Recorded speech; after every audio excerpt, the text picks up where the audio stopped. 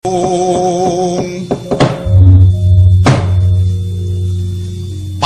Praja Dewaku, Mas Kumala wintenku, ya tandhaku, ya donyaku, ya amalku dewi.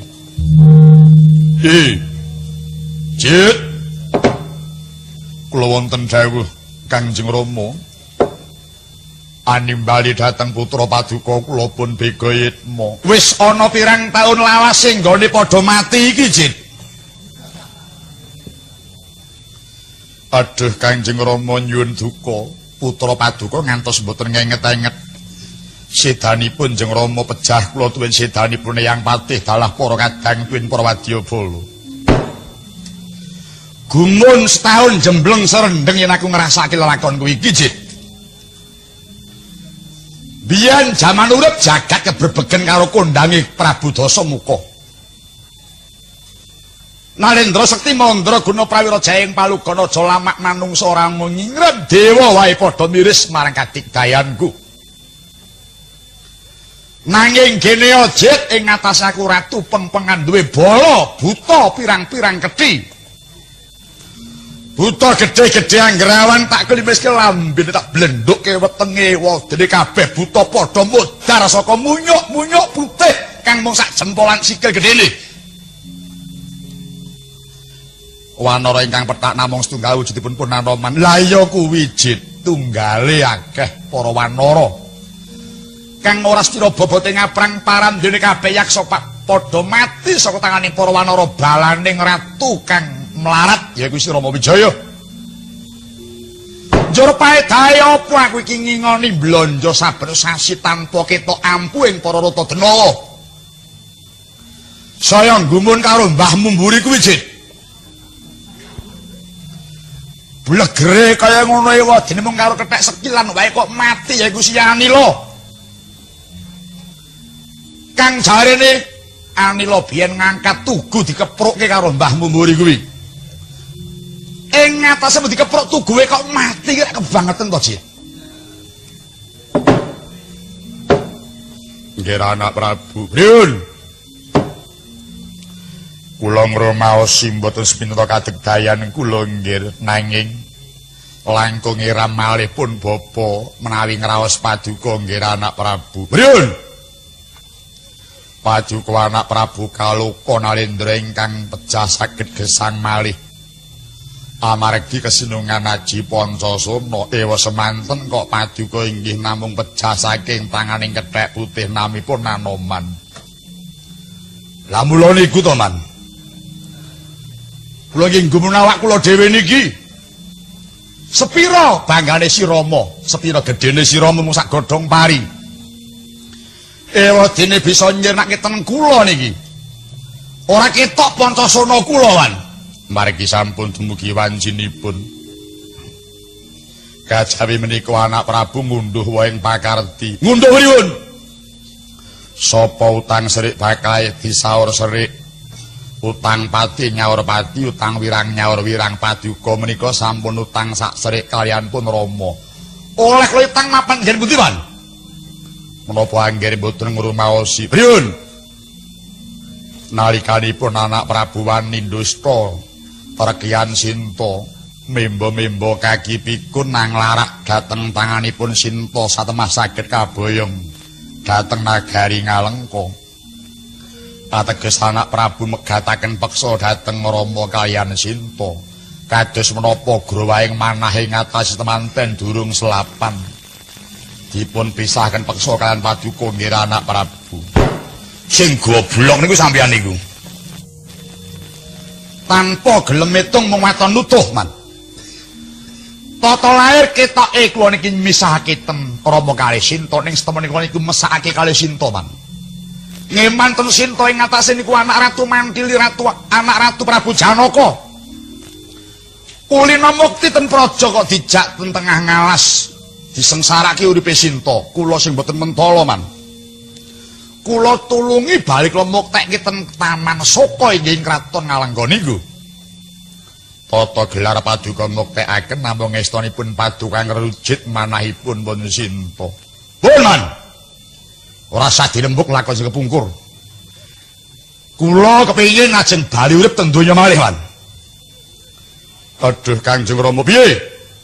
Punapa paduka saged badhe sugeng wangsul dhateng Madyapada?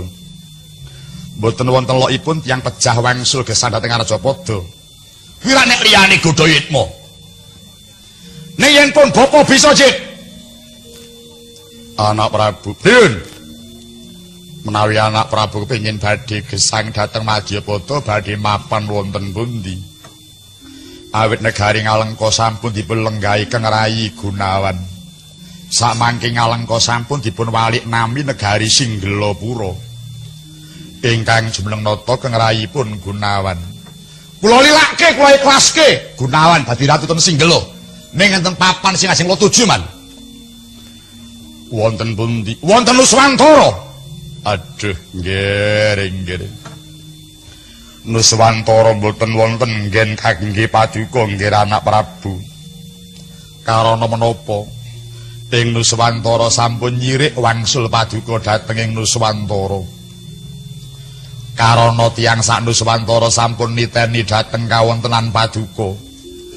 Uger anak Prabu menika gesang mesti ndamel geger, gesang mesti ngatahaken bebanten. Mila ngantos para kawula sak Nuswantara mboten sudi nampi rawuh paduka. Mboten kepengin badhe kanggenan anak Prabu Godhayitma. Menapa anak Prabu mboten kemutan tiyang sak Nuswantara sampun nyatet sejarah paduka. Wiwit paduka ndamel geger kaliyan Prabu Harjuna Sasrabau sampun dipun catet kawula sak Nuswantara. Parandene anak Prabu dipun paringi pangapunten mboten saking ndandosi pakartinipun malah ndamel geger ingkang sakelangkung ageng.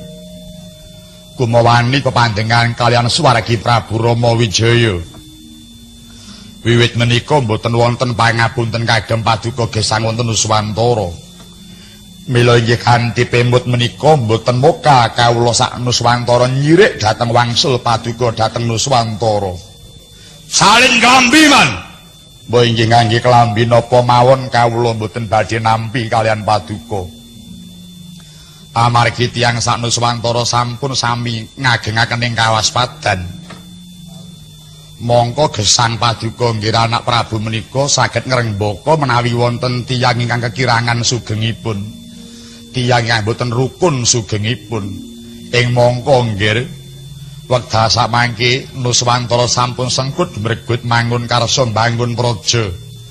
Tuwin bangun manungsa sawetahipun. Mboten wonten tiyang kekirangan ngagengaken ing raos kawaspadan langkung-langkung sami jiwa dhateng jiwaning Pandhawa 5. Menika langkung ageng ing reh kawaspadanipun labet sampun manunggal lair batosipun. Mila moka paduka anggir saged gesang dhateng Nuswantara. Sampeyan kurang petong man, mung wato bisa ndongeng. Petungipun kados pundi?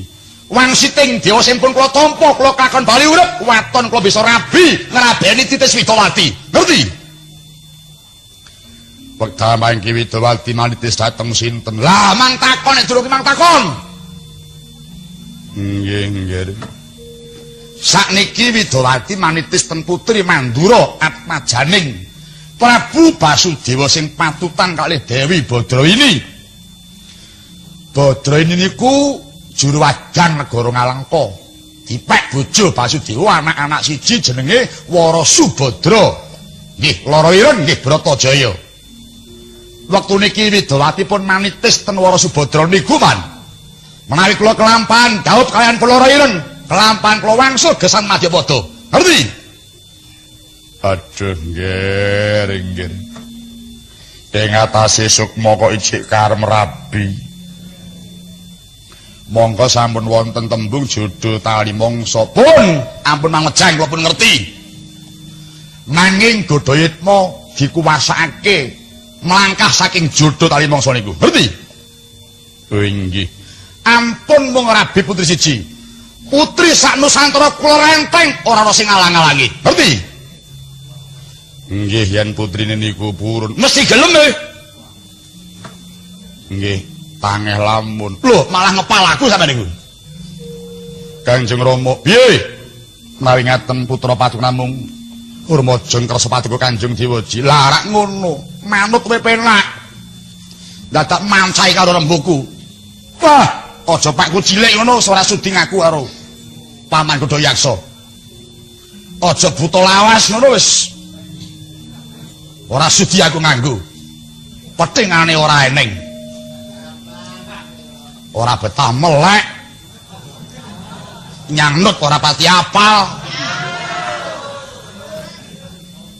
Nung cengenges. Nyuwun pangapunten nggih.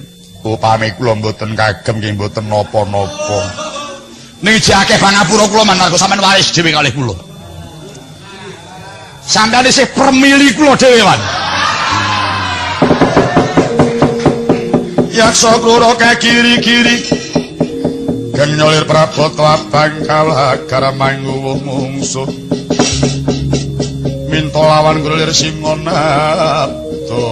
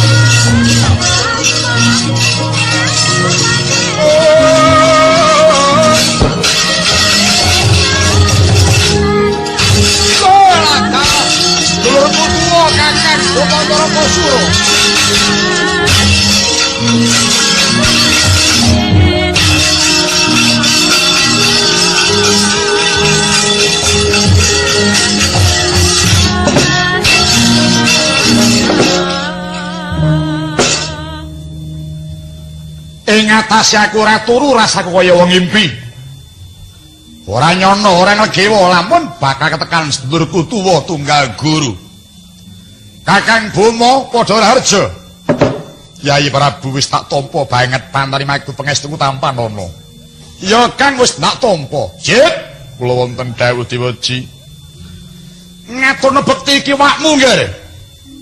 Menika Prabu. Iya, iki kakangku tunggal guru. Padha-padha murite Reksi Subali. Nalika jaman aku diwejang ngaji Pancasona Kakang Bomo kuwi mapan ana ing talinganku. Dheweke ya melu ngrungokake. Gandeng sing ngrungokke lho dhisik Kakang Bomo iki tak anggap kadangku tunggal guru sing luwih tuwa, Cit. Inggih. Siwa Prabu pakabekti kula. Ya, wis tak tampa nggih Begayitma. Sinuwun sami raharja. Ya, wis tak tampa Godayaksa. Jalur Gunung Kadingaren Kakang Prabu rawuh marang Kraton Tawanggantungan. Ana wigati apa Kakang? Yai, praptanipun Kakang sepisan tilik kaping pindhone ana gawe. Ana gawe apa? Ndak pariweruh Yai, pon Kakang calone bakal madhep Senopati. Madhep Senopati? Iya. Nyenopateni sapa lan kanggone apa? Jangkaning jagat nyebutake lamun bakal timbul Bratayuda. Peranging Pandhawa kelawan Kurawa. Kepingin banget pun Kakang bakal nyenopateni marang pepundhenku Pandhawa. Mengkono? Iya. Nanging sediaku mau tangi lamun kelakon yen tanpa antuk pambiyantu ning Yai Prabu. Weh, golek gawean aku. Aku njur kon ngopo? Setemene wektu iki ngamarta wis ana Senopati ne Yai. Wis ana. Wis lah kok kowe arep dadi Senopati? Njur piye carane? Carane kudu mati salah sawiji. Sapa Senopatine? Yaiku Yai Prabu Gatotkaca. Mula kang mangkono Yai. Gandeng wektu iki Yai Prabu ing Pringgon tadi lagi nandhang gerah santer. Aku njaluk gawemu Yai tulungono pun Kakang. Pun Kakang bakal tilik marang Praja Ngamarta kowe melu wae.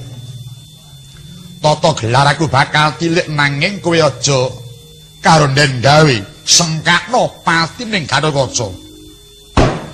Kowe iki arep nambah-nambahi dosaku kok, Kang.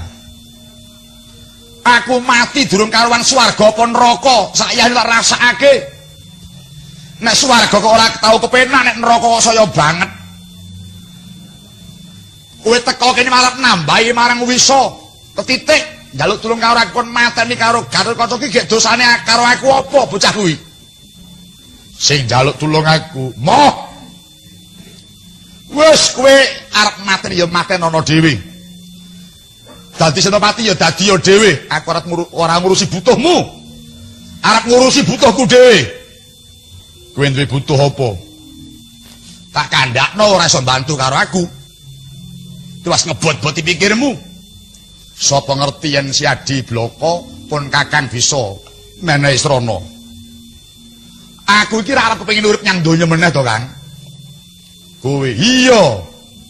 Kepengin bali nyang donya meneh. Sing tak tuju Nuswantara. Ngono. Iya.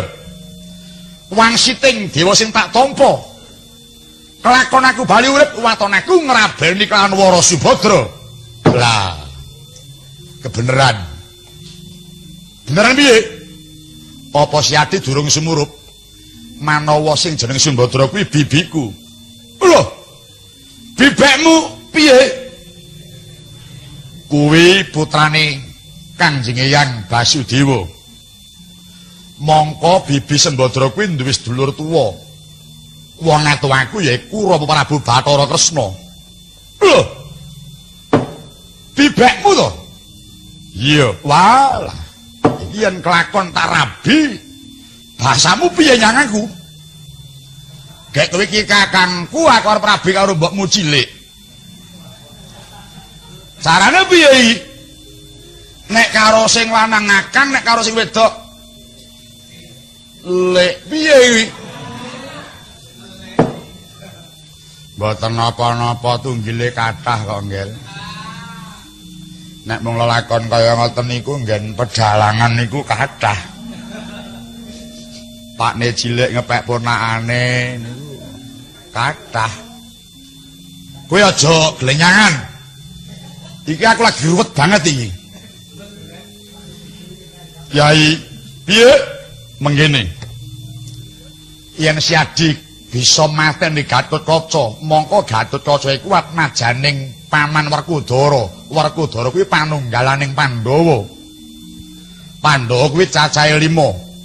1 Paman Puntadewa, 2 Paman Werkudara, 3 Paman Janaka, 4 Paman Nakula, 5 Paman Sedewa.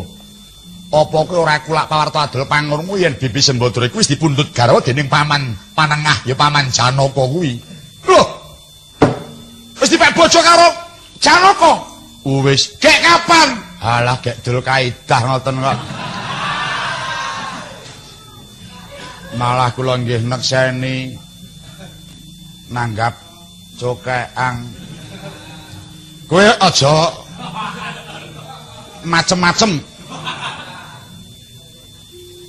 Mulyan si Adi bisa mateni Gatotkaca, Pandhawa bakal ngenes pikire. Ngenes sing pikir Mahanani bakal mati. Mati ning Pandhawa. Ing kono bakal ninggal garwa yaiku Kangjeng Bibi Wara Sumbadra. Ateges si Adi bisa nyukupi kebutuhan kula uga bisa nyengkake patine garwane Bibi Wara Sumbadra.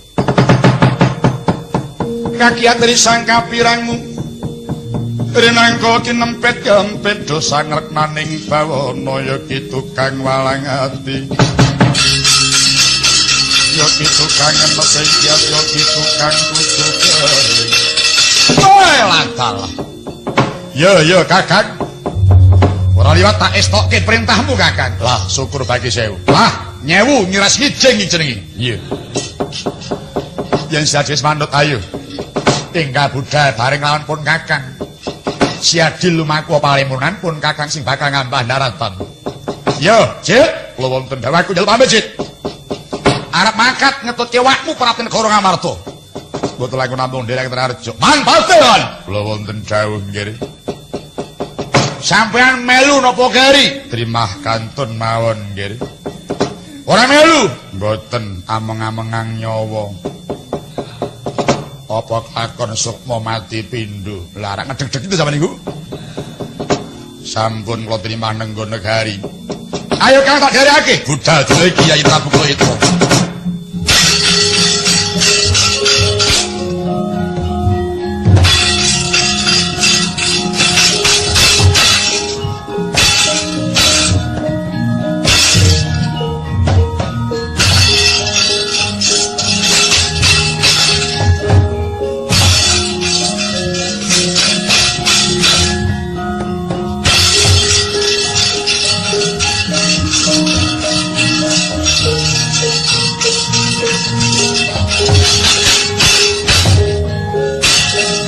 Ya saya mangkat bareng Antri Ingsun.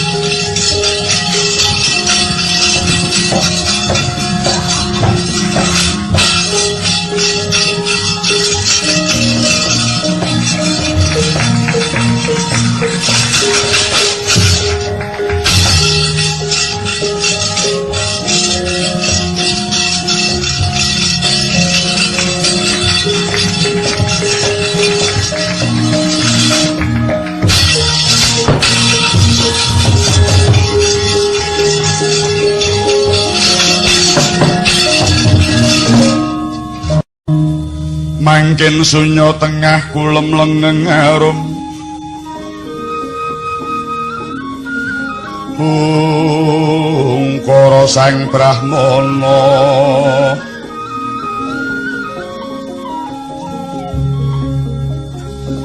lir pindah swaraning madu brangta manut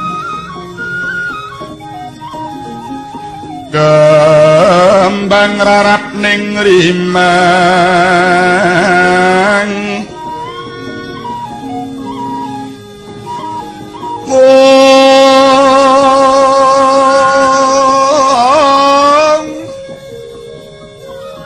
Yaning kanto maruma sangga jaya kanto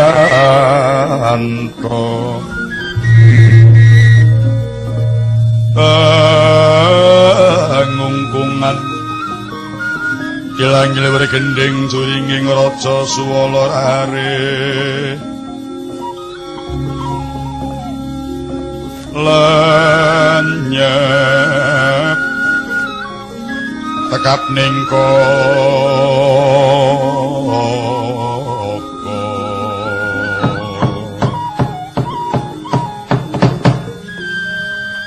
nalika samula sampun bidal Sang Nata Prabu Godayitma sarimbit lawan Prabu Bumunaragasuura ing ciptarsa Praden Nagari Ngamarta tan kantos Sang Hyang Wadyaraksasa ingkang sami nderek tindak ing sang katon pating glereng pating glero pating prengongoh pating prengongo waneh-waneh selaing para rata dina yen Candra panyayah singa binasahan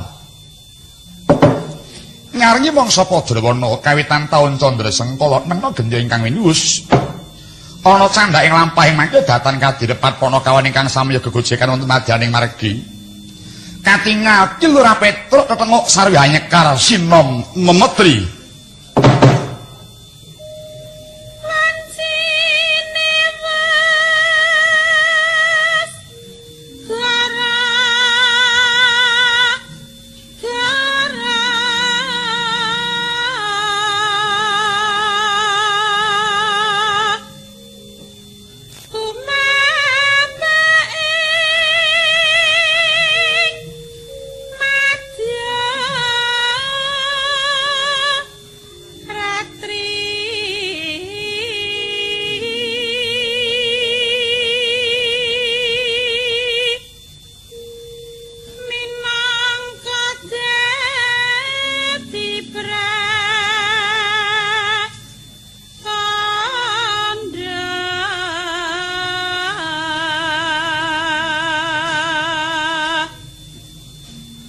Satriya.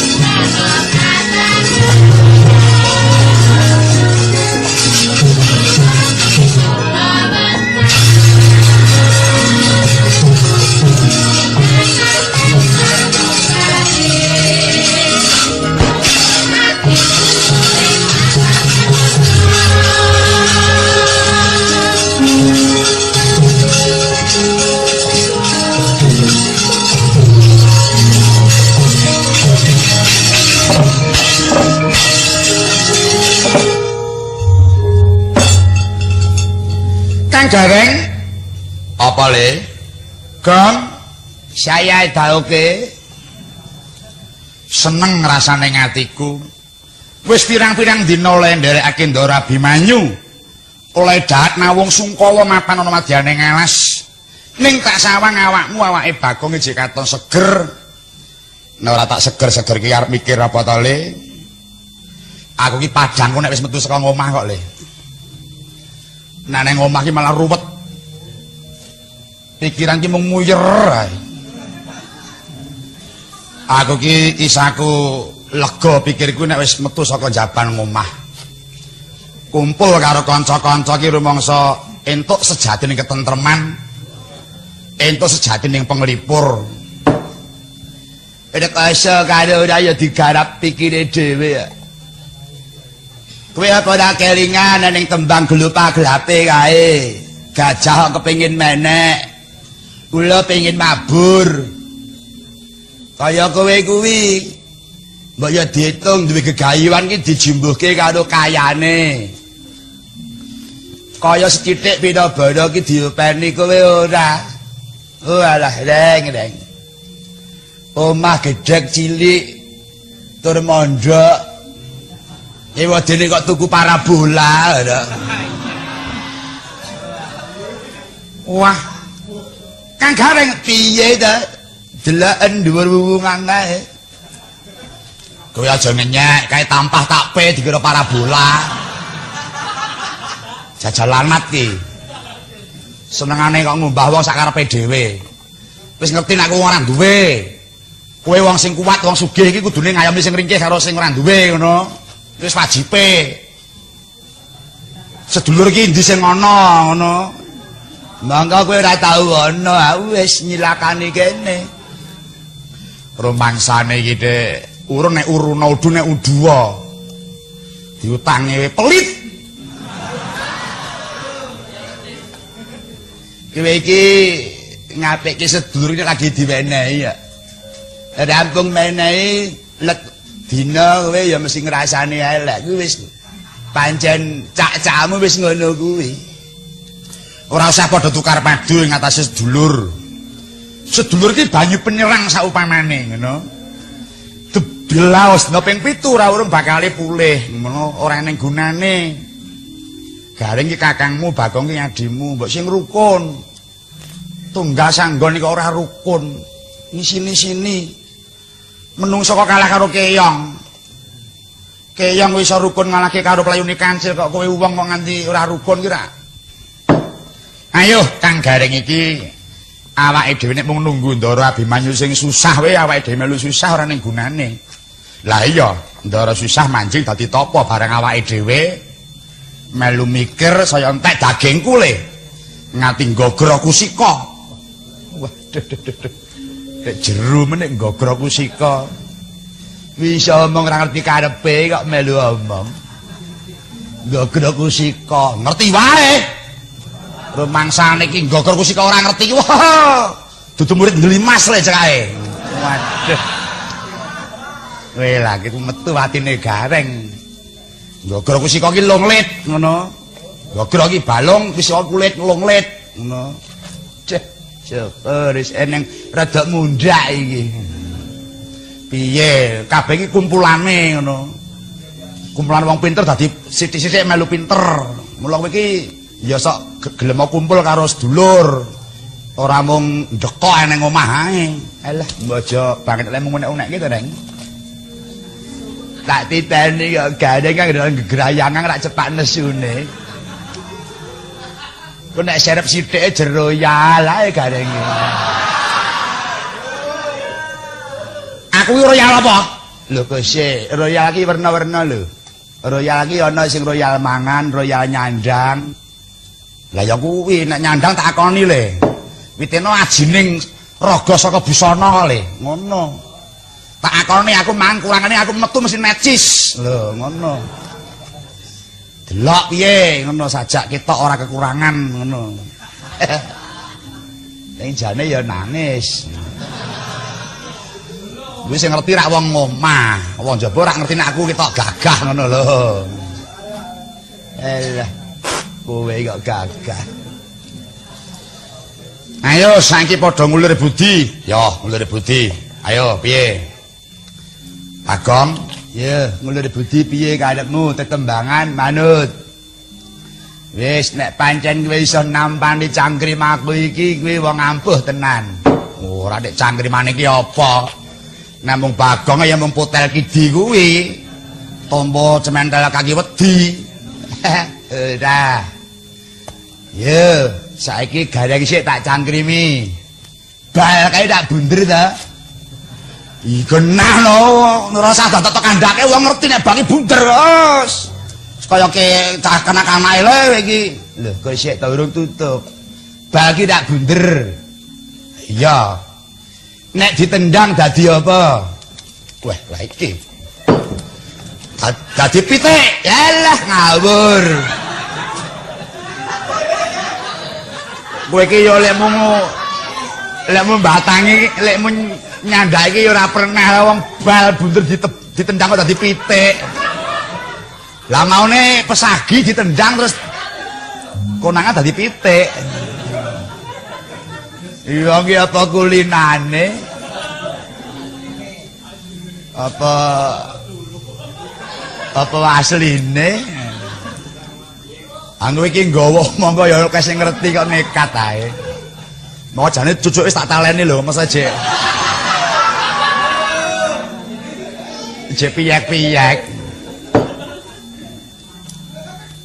Bal bunder ditendang dadi pecah. Salah. Lah piye? Bal bunder ditendang dadi adoh. Oh, cerewet kuwi. Wes kuwi apa kuwi wis gombal amoh kuwi. Ora cangkriman kuwi. Truk tak cangkrimi putih-putih ning pucuk gunung apa, Truk? Salju. Salah. Salah. Lah apa? Pak Kaji camping. Oh. Kuwi jenenge ora cangkriman ning kuwi srekalan kuwi. Wis, yo pisan kas. Datangen cangkrim aku. Apa bedane apa montor mabur karo saya? Wis. Lho. Lah kok adomen sumi sate, Gong?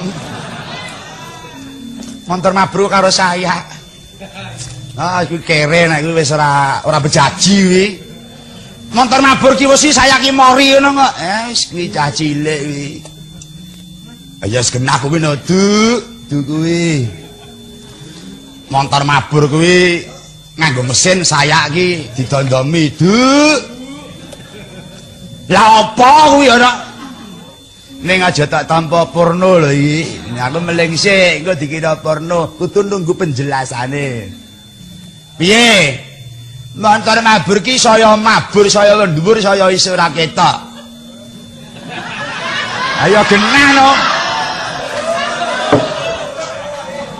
Iya dah. Montor mabur ki saya munggah, saya ora ketok. Iya. Ning nek saya, wis Gong, wis aja. Wis. Kuwi bles kok kowe le. Kowe bles batangi kok kere kuwi. Wah, kuwi konsumsi rendah kuwi wis. Po kuwi konsumsi epeh kuwi. Lho, sing ketok ki seleke marga tindak nyang olahraga. Oke ta, biaya olahraga nganggo saya ketok seleke. Oh iya. Ngono kok arep tak anggap apa? Iki engko nek tak teruske malah rusak kok, Gong. Sirahe kaya kebo, sungune kaya kebo, kulite kaya kebo, nanging dudu kebo. Gudel, Du. Lah apa? Gambar kebo.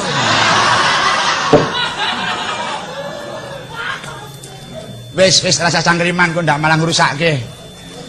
Entek-entekke wektu ning ora ana manfaate ngono. Ngapa kowe wong tuwa-tuwa kok kaya bocah kowe? Sing kemropok ya kuwi mau to, Ling. Mentara bruk karo wis iki ya tak baleni meneh gareng. Nyetak titelne anggere bangsa sing elek mesti gampang eling-elingane. Coba diwejang Astabrata ngono ra wis. Ora iso ngeling-eling. Iya. Yo, awake dhewe bengi iki rerepen mumpung para kadang komplit. Wah iya. Gamelan Slendra Pelok. Karawitan jangkep wiraswara komplit pesindene ana 6. Waduh. Mundak terus. Iya. Antara lain Bu Sarwasri. Satu lagi Bu Sunyahni, tambah lagi Bu Sulani. yang satunya Kuwi Mbak Yune Mbak Lani, Mbak Yune Mbak Sunyahni, asmane Mbak Sumini. tambah lagi Mbak Tantina, yang terakhir kali Mbak Yatmi. waduh itu apal bangsa sinden Lho, kancane kok. Rombongane kok. ya saiki nyuwun salah siji sapa Nana. Nana, Sinom. Sinom Parijata. Anu arep nyoba karo wajah baru tumanaping awake dhewe. Sapa? Diajeng Sumini. ya dados monggo Mbak Enggah, panyuwun tulung dateng Ibu Sumini. Sinom Parijata. Sinom Parijata. Kula nyuwun cakepanipun nulada laku utama. Pun niku pekareman kula niku. duh iki bangsa wulangreh bangsa Wedatama gareng iki Nglothok. Serat kala tidha nglothok. alah wong para besang ora urut iki kalau tidak Monggo.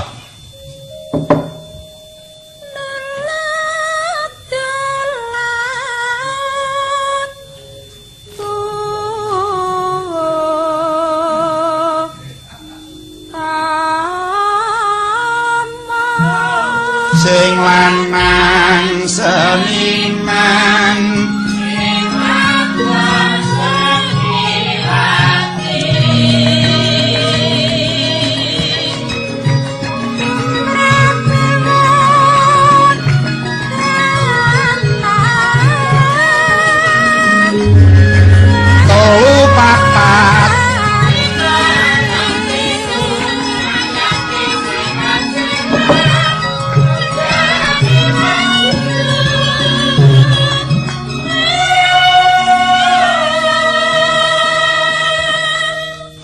Monggo Mbak, ditenang-tenangke penggalihe Mbak. ora usah wedi ora medeni nek aja tak regoni ji muji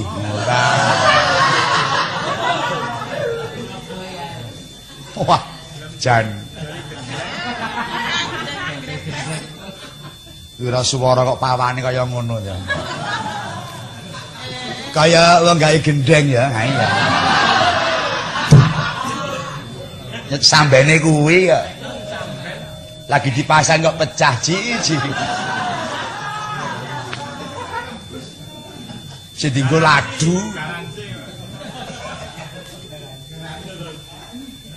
Yo.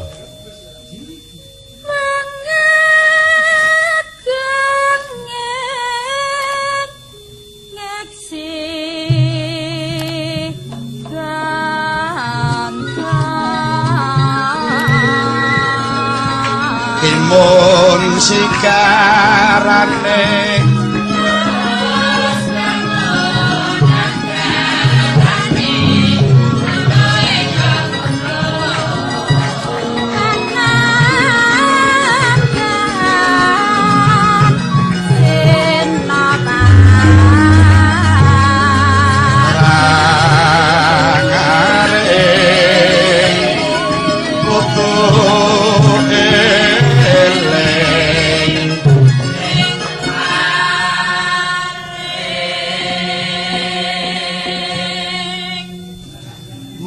nona Kepati Hamar nyus Cuti yo yo yo yo yo yo yo yo yo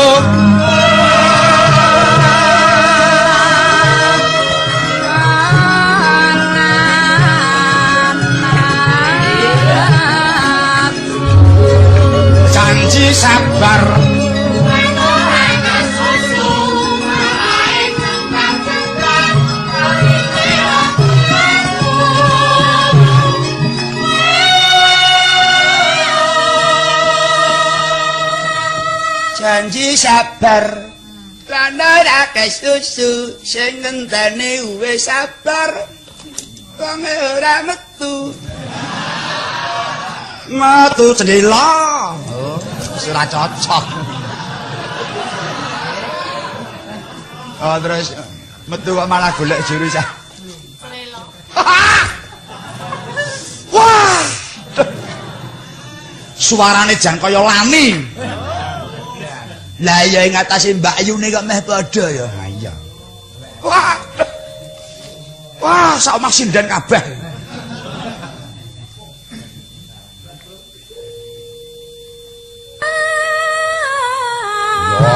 Wah, jelas tenan. Senang glali teh bulane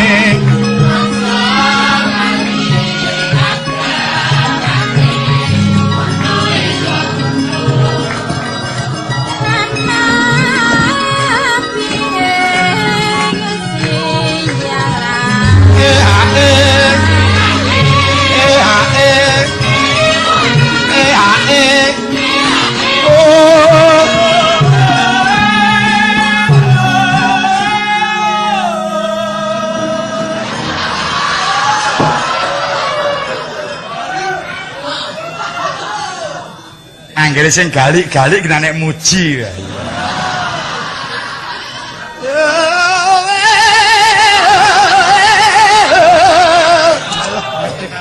Bakon iki melu. Ketok semangate. Tenan.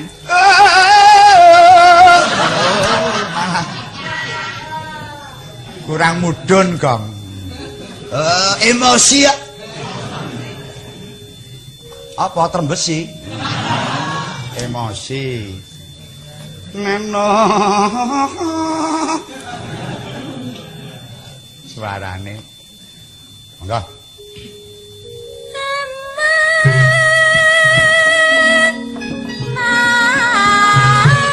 Jangan sok-sok, jangan mepet-mepet.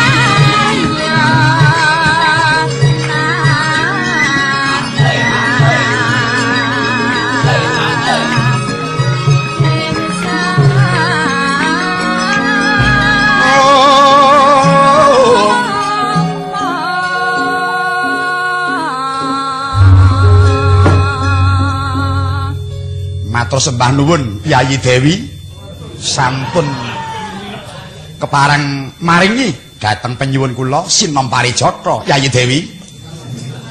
Mugi-mugi enggal kerawang nalendring guwa Kiskendha. Lho.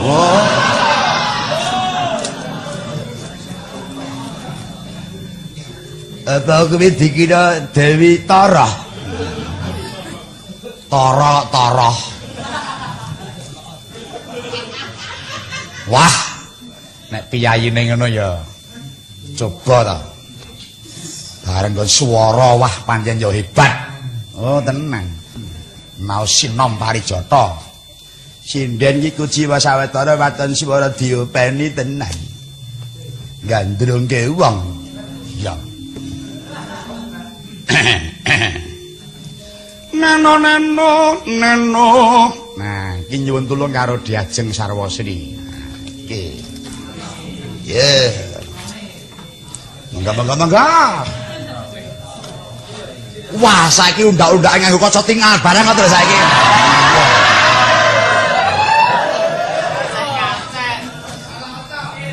Witekno kabeh iki tak mung menjaga kemungkinan. Ati timbang kok nek eneng wong ala-ata. Mula ditamengi.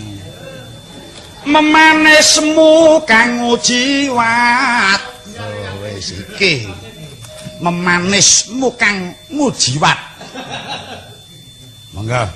Memanismu kang ngujiwat.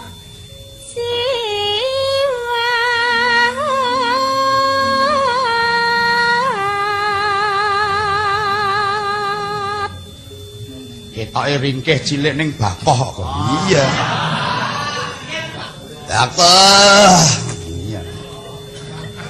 mulya jaga tinju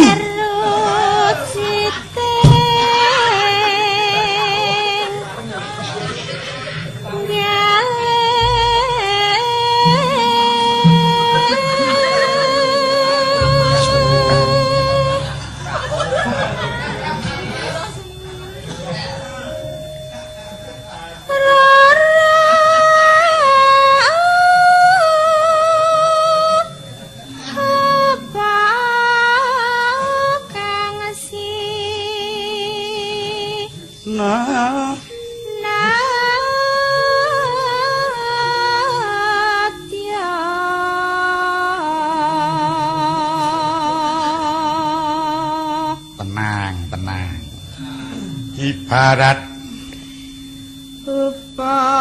wong tak pateni kowe ganggu kuwi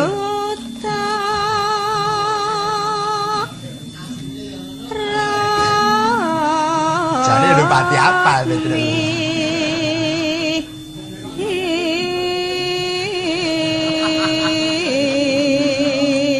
ora pemimpin Gong pemimpin iki kleru ra ketara. Ora ning pemimpin kleru. Menang ora kentel kok. Ganggu, aku lagi ngematke swara sing wibawa iki. Menang.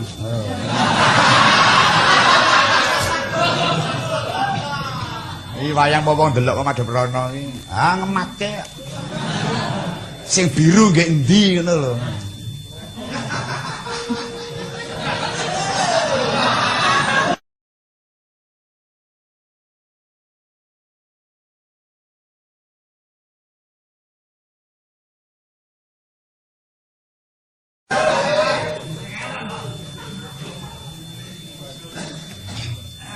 Jane apik mung nasibe sing nasibe ya apik ne. Terus ya, Mbak. Monggo. Nah, semangga.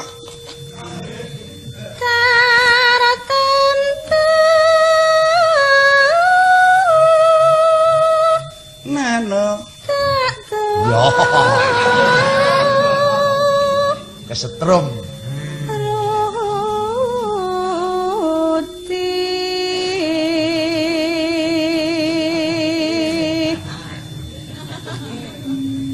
Ibarat wong numpak lesung lho lesung prau lesung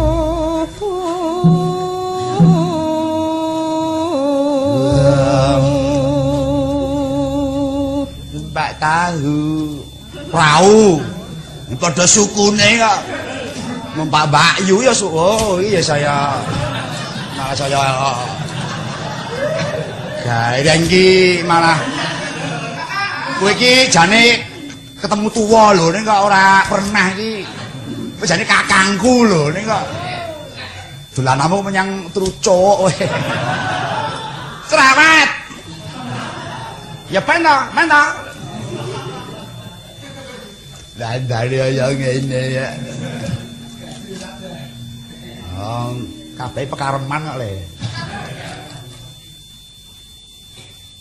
Enggak. Lumampah tanpa walah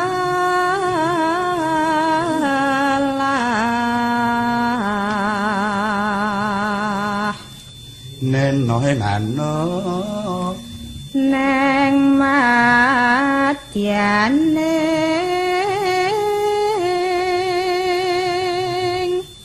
jala nindi lidi